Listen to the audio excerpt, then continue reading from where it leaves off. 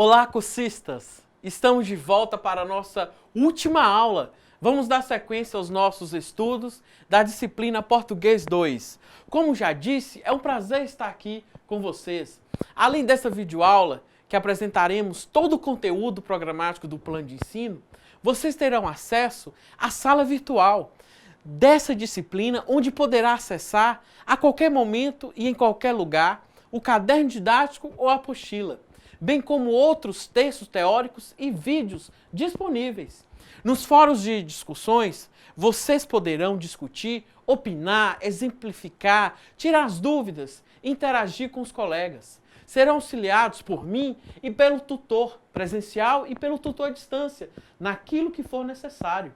E para que tenhamos um bom resultado, será necessária a dedicação de vocês nos estudos e atividades da sala virtual. Mas também é muito importante que vocês leiam toda a apostila. Essa videoaula corresponde à unidade 4, que consta na sala virtual. Trabalharemos nessa unidade a expressão escrita, relatório, resenha e currículo. Dando sequência à nossa aula sobre expressão escrita, vamos conhecer agora o gênero textual, que é muito utilizado nos ambientes corporativos, pois é um ótimo meio de comunicação de resultados parciais ou totais de uma determinada atividade.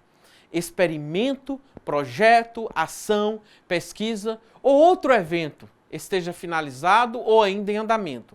O relatório.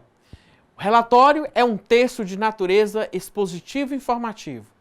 Trata-se de um agrupamento de informações que tem como objetivo relatar e divulgar dados, conclusões ou ainda o andamento de uma atividade. Pode ser um relatório técnico, científico, de experimentos, de um projeto ou de uma pesquisa. No meio empresarial, são muito comuns os relatórios de resultados, como os de produtividade ou ganhos. Há ainda os relatórios de viagens e visitas técnicas. Dificilmente um relatório será a outro. Isso porque há inúmeros contextos em que sua produção se justifica. Além disso, as informações a serem expostas são as mais variadas, inclusive em sua forma, já que se pode utilizar recursos paratextuais, como as tabelas, as listas e os gráficos para sustentar esse tipo de documento. O importante é ter em mente que um relatório precisa dar conta de transmitir todas as informações pertinentes ao assunto que o gerou. Ele tem que ser uma base de dados confiável, visto que em muitos casos ele não só pode gerar outros documentos, como orientar novos procedimentos, parametrizações e estratégias. Vamos dar uma olhada nos elementos formais de um relatório. Em linhas gerais, um relatório apresenta os seguintes elementos. Vamos dar uma olhada.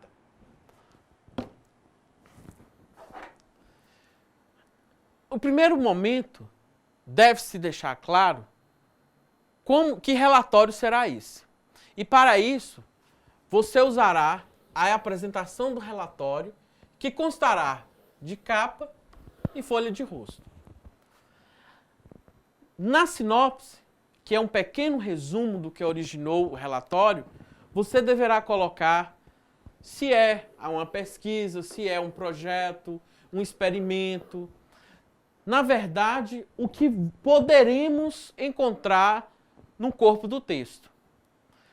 O sumário, que também sintetiza o que nós iremos encontrar no seu texto, constará de lista e localização das partes principais do relatório, enumerados corretamente. Logo em seguida, vem a introdução.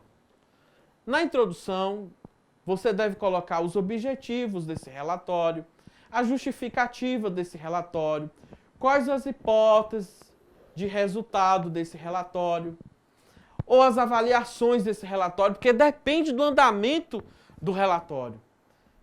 Cada relatório é um caso. E o objetivo do relatório vai depender a que meio será utilizado. Só que ainda tem mais. Se você for observar, no corpo do texto, que é o desenvolvimento desse relatório, você terá que mostrar qual a metodologia que você irá empregar na pesquisa ou na coleta de dados, se for um dado que necessite de entrevistas, de gráficos, como que você irá reproduzir todos esses dados dentro do seu texto, dentro do corpo do texto. Como que você vai desenvolver isso? O embasamento teórico. Para você fazer um relatório, você precisa de ter um embasamento teórico que vai ser sustentado por uma teoria científica. Logo em seguida, a apresentação e análise desses dados. Que dados são esses? Onde foram catalogados? Como que você analisa esses dados? De que forma que esses dados podem contribuir para o local de trabalho, para o local acadêmico, para uma determinada comunidade? E outra coisa, além dessa análise de dados, essa interpretação ela é importantíssima para informar ao leitor a que condições anda a sua pesquisa. Porque nessa interpretação, você deverá ter uma conclusão parcial em que pé o seu projeto está sendo desenvolvido. Porque o relatório pode ser um relatório em fase inicial, pode ser um relatório ainda em conclusão e um relatório finalizado. Na conclusão, nós temos essa decorrência da análise e a interpretação desses dados. A interpretação desses dados vai levar o indivíduo a outras associações. Se a pesquisa fecha ou se a pesquisa vai ser desenvolvida numa segunda parte. Correto? Ainda no relatório pode constar, em alguns casos, apêndice e a bibliografia. No apêndice desse relatório são as tabelas, são os quadros, os gráficos, as listas que não aparecem no texto na íntegra, mas que por algum motivo foram mencionados ou embasaram o relatório. Se é importante utilizar dessas tabelas, desses quadros que não apareceram no texto, mas ele embasa o seu texto, ele precisa aparecer no apêndice para confirmar os seus objetivos, para confirmar essa metodologia que você utilizou e confirmar esse resultado. A bibliografia desse seu texto, que são a relação das obras, as teorias que você consultou, os documentos que você utilizou, precisará existir no final do seu texto. Porque se você citou, outro pesquisador pode ter interesse de também verificar se a sua pesquisa encerrou ali ou se há necessidade de continuar pesquisando sobre o assunto. As partes de introdução, desenvolvimento e conclusão não precisam ser separadas, podendo constituir um único texto. Quanto à estruturação do texto, a escrita precisa ser clara e direta. Não pode haver margens para dúvidas ocasionadas por frases ou parágrafos truncados. Sempre que utilizar termos técnicos, procure explicá-los, bem como siglas e outras abreviações.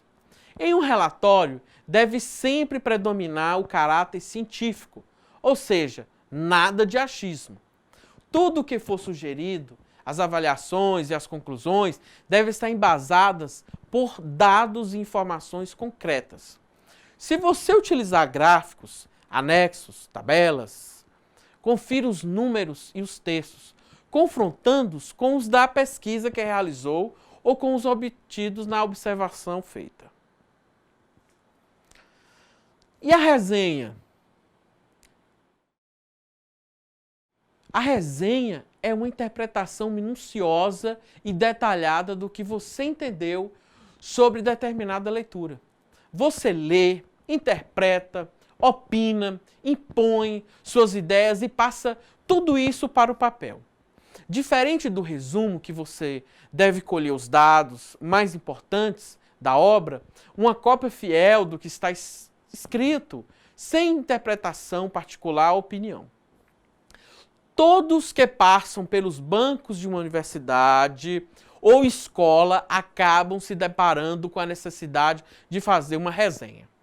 Um dos tipos de trabalhos mais solicitados pelos professores. Mas como fazer? Como fazer uma resenha?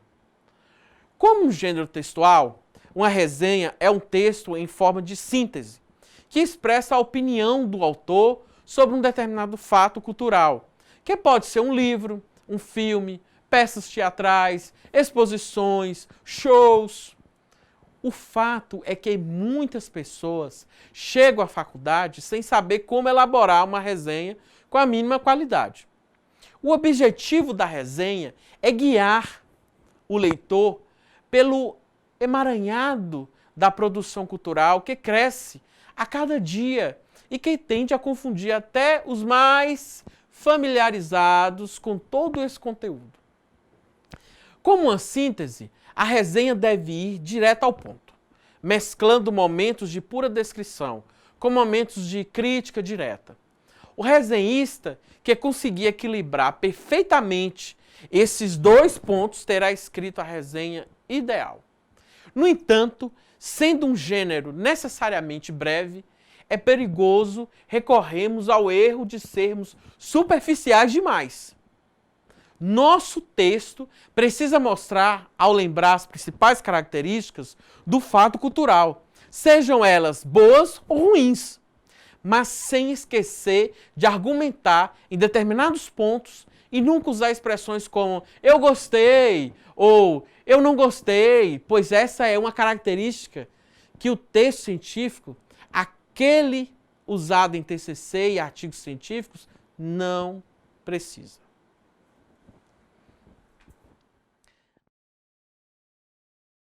A resenha deve possuir as mesmas qualidades de estilo imprescindíveis a todo o texto escrito, como simplicidade, clareza, concisão, propriedade vocabular, precisão vocabular, objetividade e impessoalidade. Além disso, a resenha deve apresentar imparcialidade, atitude científica e privilegiar o essencial, seja na defesa ou no ataque. O resenhista deve julgar as ideias da obra sem paixão, devendo posicionar-se criticamente como um juiz e apresentar tanto os aspectos positivos quanto os aspectos negativos da obra, sem defender ou lado ou outro devido a motivos externos à obra. Amizade com o autor, imposição de editoras, professores, colegas. A resenha, assim como todo trabalho acadêmico, deve ter cunho científico, como eu já disse. Estar em conformidade com as exigências de objetividade e impessoalidade. Temos que lembrar isso. Você deve falar apenas do que é mais importante na obra, pois seu leitor raramente estará interessado em muitos detalhes ou em partes menos importantes. Devido a isso, é necessário respeitar o tempo que ele está reservado para ler o seu texto. Até agora eu falei sobre as resenhas de uma forma geral e livre, E esses dados são suficientes para você já esboçar algum parágrafo. Contudo, as resenhas apresentam algumas divisões que vale destacar. A mais conhecida delas é a resenha acadêmica universitária, que apresenta moldes bastante rígidos, responsáveis pela padronização dos textos científicos. Ela, por sua vez, também se subdivide em resenha crítica, resenha descritiva e resenha temática. Vamos ver como funciona a resenha acadêmica crítica. Identifique a obra. Coloque os dados bibliográficos essenciais do livro ou artigo que você vai resenhar. Apresente a obra, situe o leitor, descrevendo em poucas linhas todo o conteúdo do texto a ser resenhado.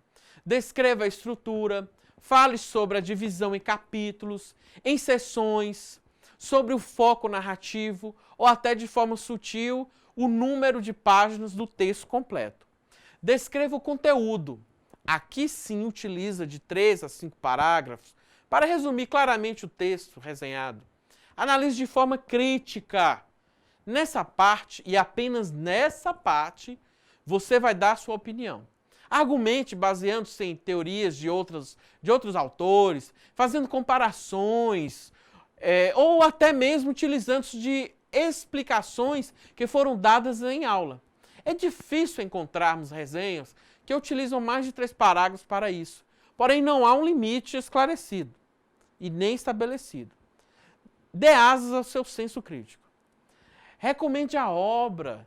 Você já leu, já resumiu e já deu sua opinião. Agora é hora de analisar para quem o texto realmente é útil. Se for útil para alguém. Temos que ser sinceros. Utilize elementos sociais ou pedagógicos. Baseie-se na idade, na escolaridade, na renda. Isso tudo é importante. Identifique o autor. Mas cuidado, aqui você fala quem é o autor da obra que foi resenhada e não do autor da resenha. No caso, você. Fale brevemente da vida, de algumas outras obras, do escritor ou pesquisador. Assine e identifique-se. Agora sim, no último parágrafo, você escreve seu nome e fala algo como acadêmico do curso de letras, do curso técnico em Libras, do Instituto Federal do Norte de Minas Gerais e por aí vai. Já na resenha temática, você fala de vários textos que tenham um assunto em comum. Os passos são um pouco mais simples. Apresente o tema. Diga ao leitor qual é o assunto principal dos textos que serão tratados e o motivo por que você tem escolhido esse assunto. Resuma os textos. Utilize um parágrafo para cada texto. Diga logo no início quem é o autor e explique o que ele diz sobre aquele assunto. Conclua. Você acabou de explicar cada um dos textos. Agora é sua vez de opinar e tentar chegar a uma conclusão sobre o tema tratado. Mostre as fontes. Coloque as referências bibliográficas de cada um dos textos que você usou. Assine, identifique-se. Coloque seu nome e uma breve descrição do tipo, acadêmico, do curso técnico, de Libras. O outro tipo de resenha é aquele que serve para divulgar uma obra. Simplesmente, ele permite ao leitor tomar conhecimento do livro, filme ou artigo que trata a resenha e, consequentemente, decidir se deseja ler ou assisti-lo. Esse tipo é muito comum quando referido a uma obra da literatura, o que constituirá uma resenha literária. Antes de iniciar a produção do texto, há alguns passos importantes que você deve considerar para que a qualidade do seu trabalho possa atingir um patamar de excelência. Então, eu pergunto a vocês: como começar uma resenha? Há uma série de questões que você deve tentar responder em sua introdução. De que trata o livro? Ele tem alguma característica especial? De que modo o assunto é abordado? Qual é a tese do autor? Qual a intenção do autor? Que conhecimentos prévios são exigidos para entendê-lo? A que tipo de leitor se dirige o autor? O tratamento dado ao tema é compreensível? O livro foi escrito de modo interessante, agradável? As ilustrações foram bem escolhidas? O livro foi bem organizado? O leitor, que é quem o livro se destina, irá achá-lo útil? Comparando essa obra com outras similares e com outros trabalhos do mesmo autor, a que conclusões chegamos? Evidentemente, você não precisa responder todas essas questões, sendo elas sugestões que você pode utilizar no início de sua resenha. Outro ponto em que muitos têm dúvidas é na hora de escrever a conclusão. Esse espaço final da resenha serve para expor sua avaliação sobre a obra. Até aqui você já deve ter discutido os argumentos do autor, né?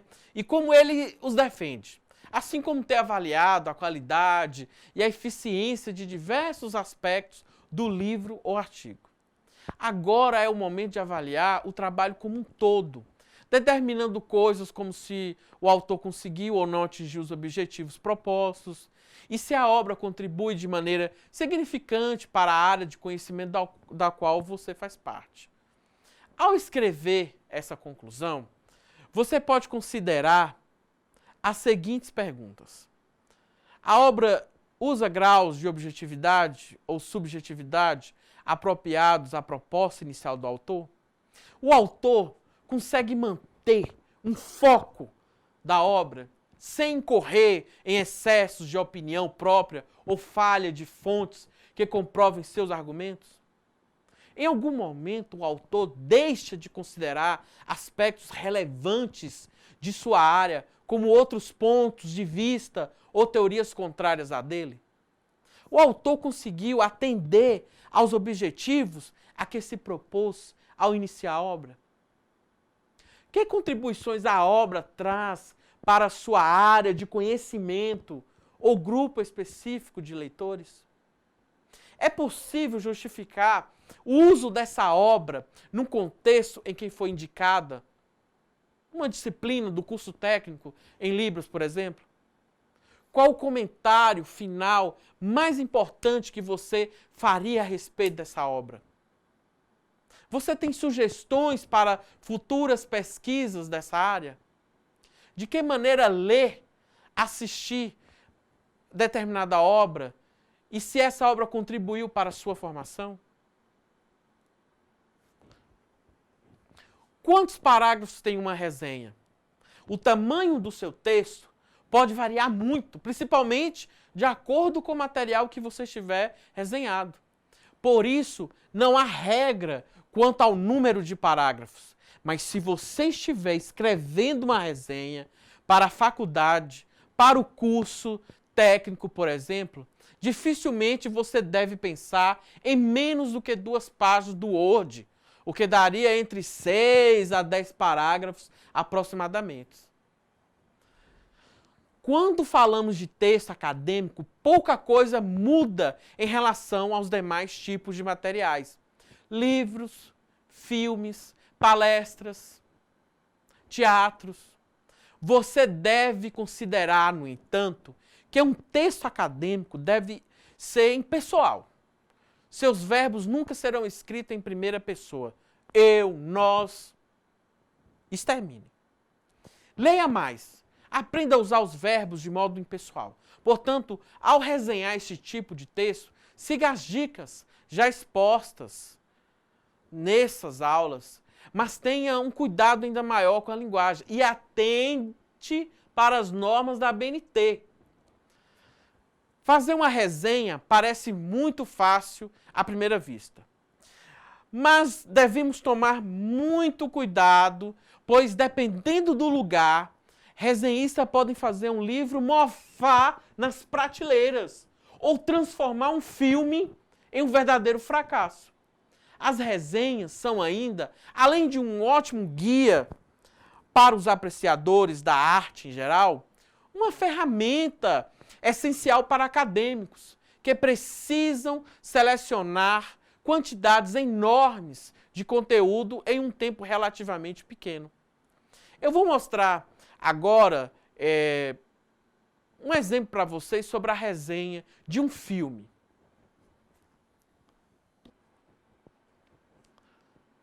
A resenha do filme Somos Tão Jovens foi escrita por Marcelo Molinari.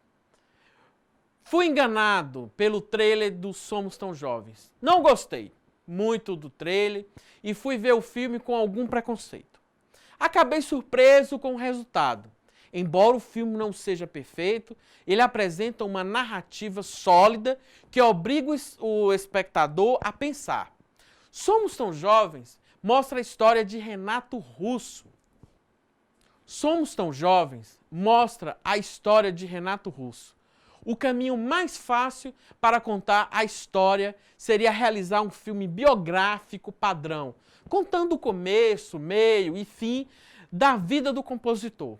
Flashes de sua infância, os conflitos do sucesso, ascensão e queda, problemas com drogas. O espectador comum esperava isso. Um apanhado geral da carreira de Renato Russo e a Legião Urbana. Li muitas críticas negativas acerca do filme por parte dos espectadores. Muitas pessoas saíram do cinema com a sensação de não ter compreendido nada. De fato, para quem não conhece um pouco sobre a cena roqueira inicial de Brasília, vai acabar muito confuso. Não sei qual era o objetivo da produção do filme, mas, de fato, o filme não é didático. O diretor escolheu realizar um recorte e preferiu focar-se na juventude de Renato Russo. Um bom conceito que permite compreender melhor uma face da vida do artista. Percebemos quem era Renato Russo através de cenas espalhadas de sua vida, cenas que deverão ser somadas pelo próprio espectador. O filme joga os dados e pede para que o espectador pense sobre Renato Russo e tire suas próprias conclusões. Não acho que exista mitificação do cantor neste filme. Ele é apresentado de uma maneira livre e aberta. Gostei do ritmo leve da narrativa, que não joga na cara do espectador quem é Renato Russo. Seria muito fácil transformá-lo em um artista controverso e apaixonado com conflitos com drogas ou homossexualidade. O diretor preferiu suavizar este lado e mostrar a vida de Renato Russo a partir da própria vida, ao invés de somente focar em seus dramas. O cantor é mostrado como um ser humano, sem ser julgado. Somos Tão Jovens apresenta um roteiro razoável, um pouco exagerado em alguns momentos, mas que não prejudica o filme. Gostei muito da atuação de Thiago Mendonça. Conseguiu segurar muito bem um papel difícil e foi capaz de apresentar um Renato Russo plausível e comedido. Outros personagens como Dinho Ouro Preto, Fê Lemos e Herbert Viana poderiam ter sido trabalhados um pouco melhor. Para quem for ver o filme, não seria uma má ideia ver o documentário Rock Brasília. Era de ouro antes. Acredito que muitas coisas mostradas em Somos Tão Jovens ficariam mais claras.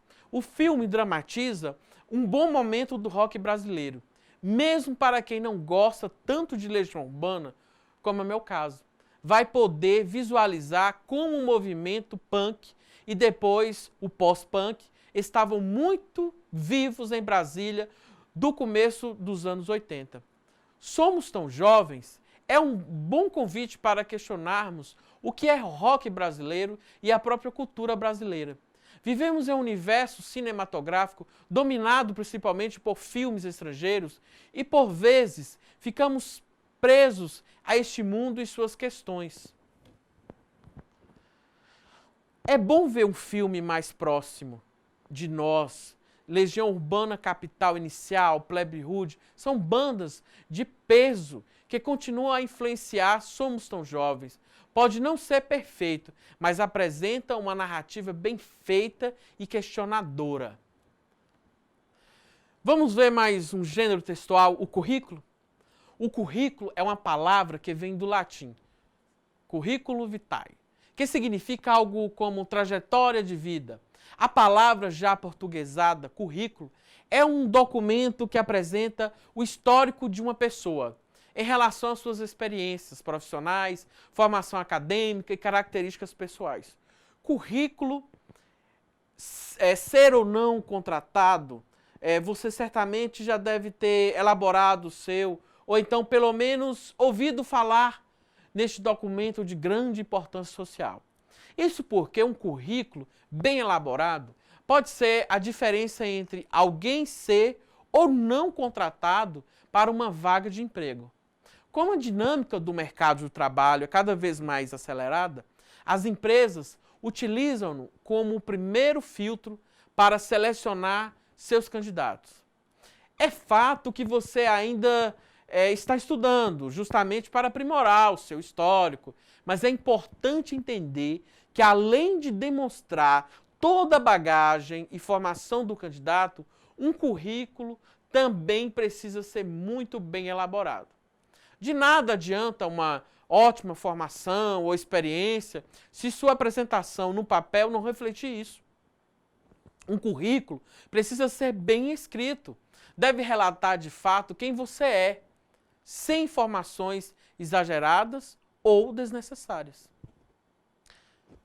Como fazer um currículo? Lembrando que os excessos comprometem busca pela vaga. Ele é a porta de entrada para uma nova rotina de vida. Não há vaga de emprego que não passe por um currículo. Por isso, quanto mais bem feito o seu resumo profissional, maiores as chances de se colocar ou de recomeçar, quem é que sabe? No mercado de trabalho, segundo especialistas de empresas de recursos humanos, ouvidos pelo UOL Empregos, os principais erros dos currículos que analisam estão relacionados ao excesso de experiências narradas, de inovação gráfica, de números de documentos. Então não adianta entregar calhamaços cheios de perfumaria, mas carentes de dados objetivos. E pior, com erros de português. 1 ou 2 páginas para os mais experientes é suficiente. Além de mais, um documento bem escrito é preciso garantir a apresentação com informações concisas e fáceis de serem analisadas. Na apresentação gráfica, a criatividade tem de ser moderada. Use uma fonte bastante conhecida e prefira poucas cores.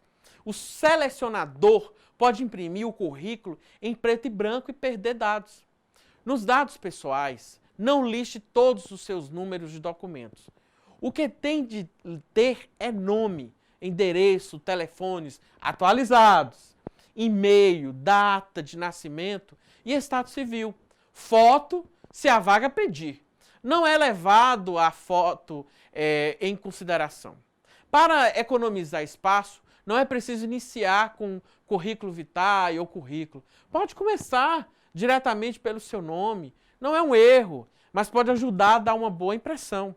Os currículos estão muito mais concisos. Com isso, você ganha espaço e mostra que você está mais conectado à realidade do mercado.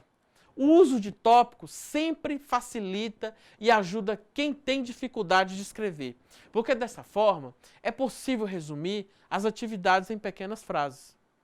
Elencar qualidades como analítico, líder, organizado, não é necessário. Elas serão analisadas sempre em uma entrevista pessoal, por meio de uma ligação telefônica, ou até mesmo, dependendo da instituição, pela aplicação de testes técnicos e psicológicos. Em vez disso, prefira descrever a área desejada no campo objetivo. Isso ajuda ao selecionador. O envio do currículo por e-mail facilita a vida, mas também pode ser fonte de armadilha. Os consultores preferem que o arquivo seja anexado. No assunto da mensagem é preciso escrever algo como apresentação do currículo ou especificar sua área de interesse ou posição. Vamos dar uma olhada nesse currículo aqui. Nós temos aqui um currículo em que ele é bem simplificado. Em apenas uma página, ele colocou todas as suas experiências, formações. Olha só, aqui nós temos o nome, aqui nós temos a sua formação, pós-graduado, administrador de empresa. Em seguida, todos os cursos que ele fez e a experiência, que é muito importante, né? A data, vocês estão vendo que ele colocou a data, colocou o lugar, colocou a empresa, o tempo que ele trabalhou, de que forma que ele trabalhou, qual a função que ele exerceu. Em seguida, nós temos as atividades adicionais, né? Que talvez não seja remunerativa, que isso também é levado em conta, em consideração. Aqui fala que ele foi conselheiro da Fundação Amigos da Escola, presidente do Conselho de Preservação Ambiental, que isso é muito importante. Mostra que o candidato está envolvido em causas sociais e ambientais, sócio fundador da Fundação Preservação da História do Transporte de Valores do Brasil, autor do livro Adaptando-se ao Câmbio a um País como Moeda Real, interessantíssimo. E outras informações adicionais. E com isso, encerramos o assunto da nossa quarta videoaula. Eu espero que vocês tenham gostado e que tenham absorvido ao menos um pouco do que vimos aqui hoje. Lembre-se de acessar a sala virtual, participar dos fóruns, postar os seus comentários, as suas dúvidas, responda a questão proposta, mas também interaja com os colegas, dê sua opinião. O fórum é para discutir o que acabamos de ver nesta aula. Para cada aula existe um fórum de discussão esperando pela sua participação. E não se esqueçam dos estudos da apostila e das atividades propostas que ajudarão a construir cada vez mais o seu conhecimento. Um grande abraço.